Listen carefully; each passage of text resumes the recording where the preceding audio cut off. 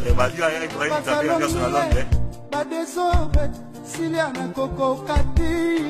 L'exclusivité site Pesata Monatan à Londres, Maman Charlotte Pigeon, site Oizo Konza, site Nios tout dans le monde entier, site Pesata et on a dit Takakabe Boy, Eric Kabouya a confirmé soldat na Maroc, on a dit sur ce que site Pesata Tango no pays et que Maman Charlotte Pigeon Zalara wana likolo po mais oui, écoute, Tinda Pigeon et Otala, so Kimboule Sili, donc Maman Charlotte Pigeon, Citoana, Pesa Tango Nata, Tango Namo Pekokri, donc sans oublier, Bisotozawa, Kabobo Yé, toujours si mal artiste na Bisotozawa, Boyebi, Fabrigas ou quoi.